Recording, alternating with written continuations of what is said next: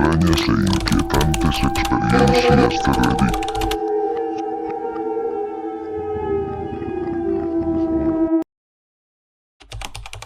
Me mudé de nuevo con mi madre. Ya había tenido algunas experiencias extrañas en su casa antes. Aquella noche, me quedé dormido en el sofá, justo afuera de su habitación. Desde donde estaba, tenía una vista clara de su puerta y de la entrada al garaje, que estaba justo al lado. No sé qué me despertó, pero me levanté de golpe. La casa estaba en un silencio absoluto. Me incorporé un poco, y entonces la vi. Mi madre estaba parada frente a la puerta del garaje, de espaldas a mí. Giraba el picaporte lentamente, con una delicadeza inquietante, como si intentara abrir la puerta sin hacer ruido. Algo en su postura, en su movimiento, no se sentía correcto. Un escalofrío me recorrió la espalda. «Mamá», murmuré. Y entonces, se giró de golpe y corrió hacia su habitación. Pero no hizo ningún ruido. Ninguno. No escuché pasos, ni un roce, nada. Como si no tuviera peso, como si no fuera real. Mi corazón latía con fuerza, mi cabeza empezó a dar vueltas por la adrenalina. Me quedé paralizado unos minutos, escuchando, y entonces la oí. Desde su habitación, mi madre comenzó a roncar como un oso. No podía ser ella. El terror me oprimió el pecho, pero finalmente reuní el valor para entrar a su habitación. Miré a mi alrededor. No había nadie. Me acerqué y la desperté, con la esperanza de que pudiera explicarme lo que había visto. Su rostro reflejaba pura confusión. ¿Necesitabas algo del garaje?, le pregunté, con la voz temblorosa. Ella me miró como si estuviera loco. Juro que lo que vi no era mi madre. No tiene antecedentes de sonambulismo. He vivido con ella casi toda mi vida. Sé cómo se mueve. Sé cómo suena. Aquello no era ella. No sé qué era, o si fue algo que tomó su forma. Pero sé lo que vi. No fue un sueño. No fue parálisis del sueño. Cada vez que lo cuento, lloro. Hace poco, mientras hablaba con mi hermano mayor, salió a relucir un incidente que habíamos evitado discutir durante casi 30 años. Para mi sorpresa, me dio detalles que nunca antes había compartido. De hecho, esta fue la primera vez en décadas que estuvo dispuesto a hablar sobre lo que ocurrió aquella noche. He estado cargando con esto desde entonces, así que decidí escribirlo aquí. Quizás solo necesito sacarlo de mi sistema. Un poco de contexto, mis padres se separaron cuando éramos niños. Mi hermano mayor decidió vivir con nuestro padre en el oeste de Nebraska, mientras que yo me quedé con nuestra madre en el norte de Colorado. Un verano, fui obligado a visitar a mi padre, un hombre al que apenas podía soportar, así que pasé la mayor parte del tiempo con mi hermano y sus amigos. Él tenía 17 años, al igual que su mejor amigo Scott. El hermano menor de Scott tenía unos 14, y yo apenas 11. Una noche, la madre de Scott tuvo que trabajar en el turno nocturno, así que nos quedamos solos en su casa. Un viejo y destartalado tráiler en medio de la nada. No sé bien qué pensar sobre lo paranormal. Publiqué una historia de fantasmas hace unos años en mi perfil, pero honestamente no era gran cosa. Sin embargo, lo que pasó aquella noche, no tengo explicación para ello. No creo en Bigfoot, Slenderman, Skinwalkers, demonios ni nada por el estilo, pero esas son las únicas cosas que podrían justificar lo que vimos. La noche en cuestión. Estábamos despiertos hasta tarde, viendo televisión, jugando a las cartas y atiborrándonos de comida chatarra, cuando un estruendoso golpe sacudió la pared del tráiler. ¿Qué carajo fue eso?, gritó Scott. Tomamos una linterna y salimos a investigar. Scott fue a la perrera, un poco alejada de la casa, a buscar a su perro, Wolf. Un animal grande, agresivo y territorial, el tipo de perro que haría pensar 2 veces a cualquiera antes de acercarse. La perrera estaba cerrada, pero vacía. Scott estaba confundido. Wolf no podía haberse escapado. Seguimos rodeando el tráiler y ahí lo encontramos. Muerto. Scott se lanzó sobre él, llorando y temblando. Fue desgarrador. Pero lo peor fue cómo murió. Wolf tenía un agujero limpio atravesándole el cuerpo. Y no un disparo pequeño, no.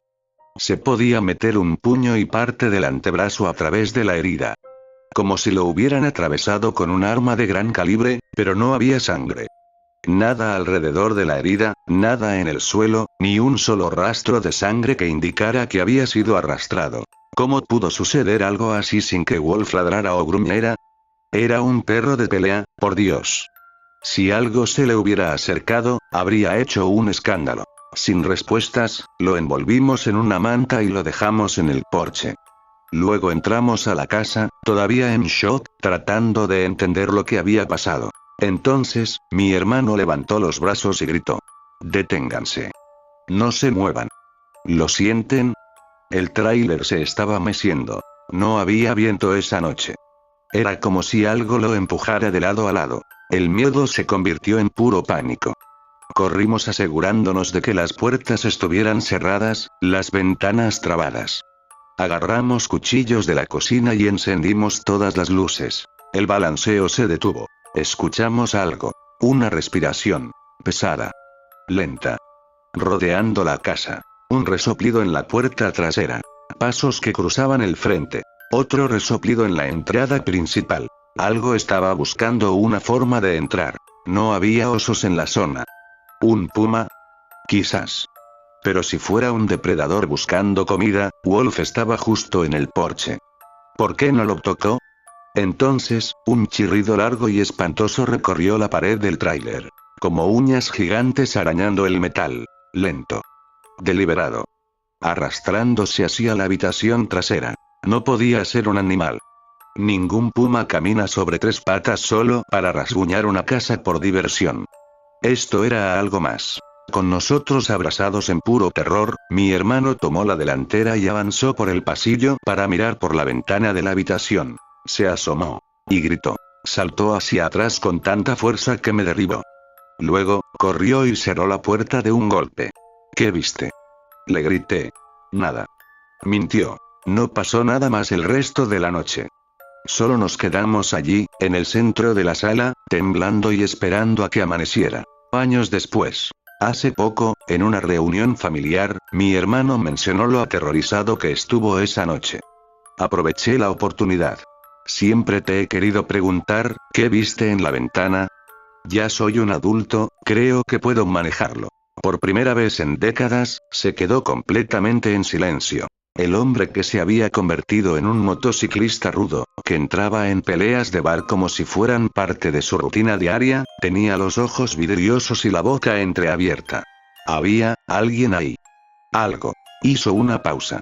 Tragó saliva. Parecía un hombre muy alto. Demasiado alto.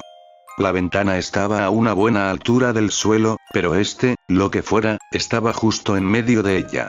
Debía medir al menos 7 u 8 pies. ¿Y su rostro? No tenía.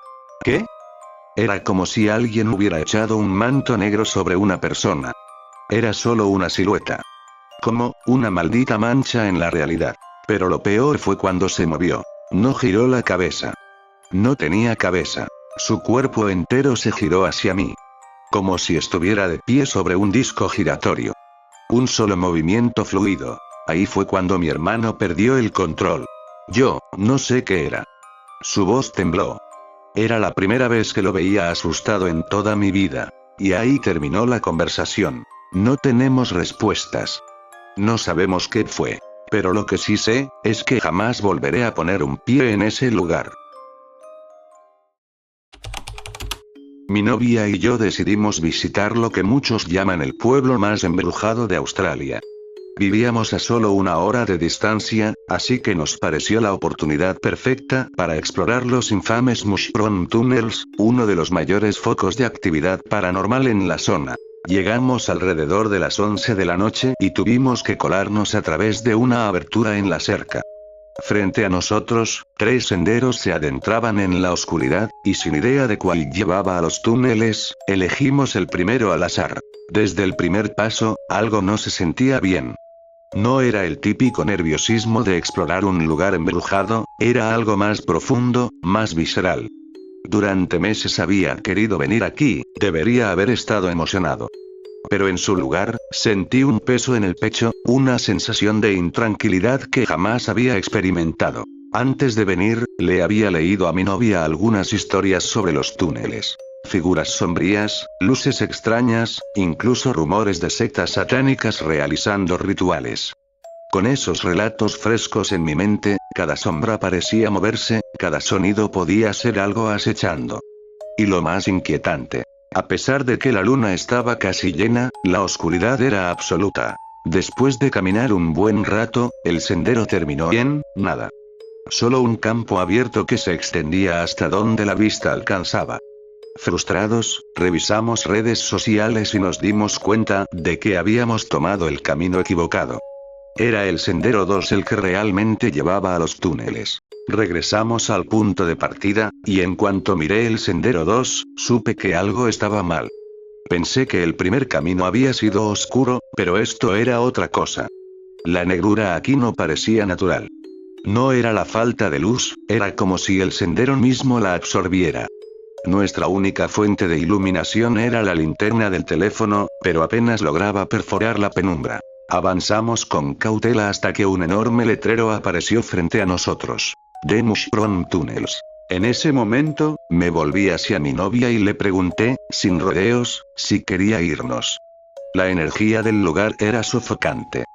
Por primera vez en la noche, consideré seriamente dar media vuelta. Pero algo en mí se resistió. Había esperado meses para esto. No podía rendirme ahora. Di un paso hacia el túnel. Ahí está, susurró mi novia. Levanté la vista. Lo vi. Corrí. No sé qué fue lo que mis ojos registraron, pero mi mente se negó a comprenderlo. Solo supe una cosa. Tenía que salir de ahí. Mi novia corrió detrás de mí, pálida como un cadáver. Jadeando, me dijo que había visto una figura de pie en medio del túnel, mirándonos fijamente. Nunca sabré con certeza si vi lo mismo, pero mi cuerpo reaccionó antes de que mi cerebro pudiera procesarlo. Y aún así, eso no fue lo peor. Cuando llegamos al auto, nos metimos de un salto, cerramos las puertas con seguro y encendimos el motor. Tratando de calmarme, conecté el teléfono al Bluetooth. Y entonces, de los parlantes, estalló el sonido más espantoso y antinatural que haya escuchado en mi vida. No puedo describirlo con precisión. Era bajo, distorsionado, como un gruñido profundo salido del mismísimo infierno. Mi novia se llevó las manos al estómago y me suplicó que lo apagara, pero yo sabía que tenía que grabarlo. Registré todo lo que pude antes de finalmente cortar el sonido. Esa es nuestra historia. Pero algo me dice, que ese lugar aún no ha terminado con nosotros. Esto sucedió en el verano de 2021. Vivo en Maine, rodeado de bosques, prácticamente en medio de la nada. Cerca de mi casa hay muchos senderos para vehículos todoterreno, así que suelo salir a pasear en mi cuatrimoto con amigos. Una noche, alrededor de las 9 p.m., iba conduciendo con un amigo. Ya estaba oscuro. No queríamos asustarnos, así que evitábamos mirar hacia el bosque. En el sendero, de un lado había una gran ciénaga y, del otro, la densa arboleda. De repente, sentimos como si algo nos obligara a girar la cabeza hacia los árboles. Y ahí, a menos de 5 pies de nosotros, había una criatura humanoide, agazapada junto al sendero. Medía entre 8 y 9 pies de altura, aunque estaba encorvada. Era extremadamente delgada, con brazos, piernas y dedos anormalmente largos. Su piel era blanca, y su rostro, vacío. Solo 2 profundas cuencas negras donde deberían estar sus ojos. En ese momento, el tiempo pareció ralentizarse. Aunque iba a unas 56 kilómetros por hora, sentí que apenas avanzábamos. Si aquella cosa hubiera querido alcanzarnos, lo habría hecho sin esfuerzo. Mi amigo, con voz temblorosa, preguntó: ¿Lo viste? No respondí. Solo aceleré y salí del sendero lo más rápido posible hasta llegar a la carretera. Esa fue, sin duda, la noche más aterradora de mi vida. Ojalá estuviera inventando todo esto, pero sé lo que vi. Mi abuelo falleció hace unos 10 años. El cáncer de pulmón lo había consumido por completo, y en sus últimos días, cuando ya estaba en fase terminal, la familia decidió trasladarlo a la sala de estar, donde le acomodaron una cama especial. En esa habitación había un viejo reloj de péndulo, de esos que, en el silencio de la noche, dejan oír su incesante tic-tac, un sonido hipnótico, constante, casi vivo. Unos días antes de su muerte, le confesó a mi madre que el sonido del reloj le parecía más fuerte que nunca. «Es molesto», le dijo. Pero nadie más en la casa lo percibía diferente. Aquella noche fatídica, a las 3 de la madrugada, mi abuelo exhaló su último aliento. Y, a las 3:10, sin que nadie tocara nada, el reloj se detuvo. No tenía baterías que alguien pudiera haber retirado. Nadie lo manipuló. Simplemente, dejó de funcionar, como si su propio tiempo también hubiese llegado a su fin. Aún hoy, cada vez que pienso en ello, un escalofrío me recorre la espalda. ¿Fue una simple coincidencia? ¿O acaso el reloj, de alguna manera inexplicable, estaba conectado al alma de mi abuelo? No lo sé, pero no puedo evitar sentir que esa noche, el tiempo dejó de correr para ambos. Todo comenzó en 2019. Para ponerlo en contexto, en ese momento yo acababa de ingresar a una universidad en un pueblo mediano del este de Francia. Mi carrera era poco común, por lo que solo éramos alrededor de 10 estudiantes en mi generación. Rápidamente hice amistad con dos chicos, Antoine y Karim. Nos llevábamos increíblemente bien, al punto de que, en cuestión de semanas, sentíamos que nos conocíamos de toda la vida. Hablábamos de todo, y pronto surgió el tema de las creencias y lo paranormal. Crecí en una familia atea, pero eso no significaba que yo lo fuera. Me sentía atraído por la investigación espiritual, me fascinaba. Antoine también estaba en ese camino, aunque parecía más adelantado, hablando de chamanismo y creencias New Age. Yo aún no tenía una postura definida, así que su conocimiento me impresionaba. El regalo. Mientras hablábamos de estos temas, surgió la idea de experimentar por nosotros mismos. Se acercaba el cumpleaños de Antoine, y Karim decidió regalarle una tabla ouija. Aquella noche, en casa de Antoine, apagamos las luces, cerramos las persianas y encendimos velas. Era la primera vez para los tres, y aunque estaba intrigado, no esperaba que realmente funcionara. Pero la gota comenzó a moverse casi de inmediato. Antoine y yo nos quedamos en silencio, sorprendidos.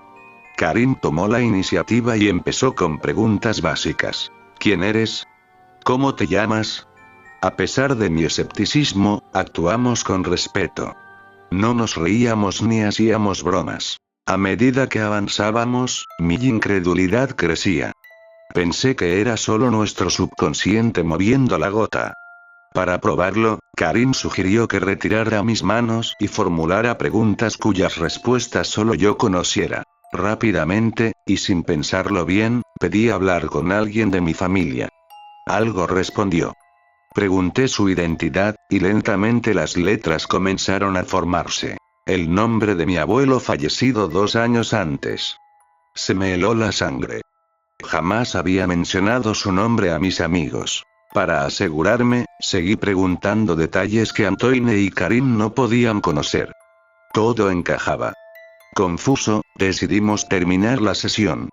Esa noche, al llegar a casa, caí en un sueño profundo, sintiéndome completamente drenado. Las sesiones continuaron. Pero con el tiempo, las respuestas se volvieron cínicas, burlonas, imprecisas. Comencé a preguntarme si no estábamos siendo engañados, porque, en ese punto, ya estaba convencido de que realmente hablábamos con alguien a través del tablero. Cambios en mí. Las cosas empezaron a ir mal. Tras una sesión, sentí un dolor insoportable en el pecho, como si algo me apretara, y casi vomité.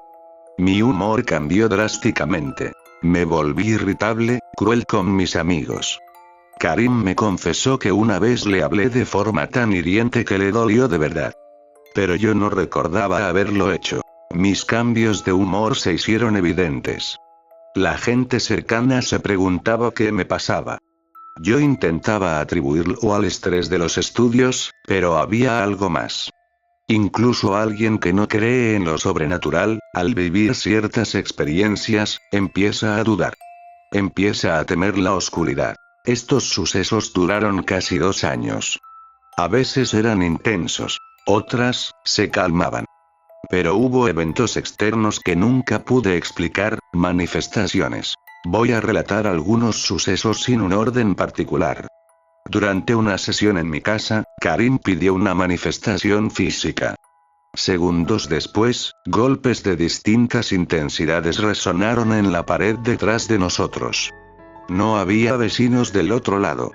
En otra sesión, la respuesta a una pregunta fue muerte. Justo en ese momento, la vela sobre un mueble se apagó, y al terminar la sesión, se encendió sola. Karim lo grabó en video. Empecé a ver sombras pequeñas moviéndose por el rabillo del ojo, siempre en los mismos lugares de mi departamento. Curiosamente, cuando era niño vi algo similar entre unos arbustos, y recientemente supe que mi padre también había visto lo mismo. Una tarde, mientras limpiaba, miré por la ventana y vi a una mujer vestida de blanco observándome desde la calle. Un parpadeo después, había desaparecido. Bajando la basura a mi sótano, un lugar lúgubre, vi a un hombre con sombrero junto a una puerta. Me giré para saludarlo, pero no había nadie. Investigué después y supe sobre la figura del Atman. Una noche, un pedazo de pan en mi mesa saltó 10 centímetros antes de caer de nuevo en su sitio. Pensé en un temblor, pero nada más se movió. Mis 2 exparejas, en distintos momentos, vieron la puerta del baño abrirse sola. No había ventanas abiertas. Lo extraño es que esa puerta solía cerrarse sola, no abrirse. Mientras cocinábamos, la televisión subió el volumen drásticamente. El control remoto estaba sobre la mesa, fuera del ángulo necesario para funcionar. Al día siguiente, ocurrió lo mismo, pero esta vez el volumen aumentó intermitentemente, como si alguien presionara el botón varias veces. En una iglesia, Karim se sentó en la primera fila. En un momento, salí y me senté en un muro fuera de la iglesia. Lo vi, aún sentado adentro. Me distraje unos segundos y cuando volví la vista, él ya estaba afuera, frente a mí. No vi cómo salió. Una noche, después de que Karim se fue de mi casa, me llamó para que bajara. Encontró un rosario en mi puerta, que casi pisó al salir. 2 semanas después, encontré otro en la alfombra frente a mi departamento. Conclusión. Tuve una ouija y creí volverme loco durante 2 años. Aunque hubo momentos de calma, los eventos siempre regresaban. Me prometí no volver a tocar ni ninguna forma de espiritismo o adivinación. Con el tiempo, Antoine dejó los estudios y regresó a su ciudad natal. Yo corté contacto con Karim. Hoy me acerqué más al cristianismo y no he vuelto a experimentar algo tan perturbador. No pretendo convencer a nadie. Algunos dirán que estoy paranoico, loco, o que todo fue autosugestión. Pero yo sé que cometí un error al poner mis dedos sobre aquel tablero. Si tengo un consejo para ti, nunca lo hagas. Creas o no, jamás lo hagas. Suscríbete y dale me gusta si te gustó el vídeo.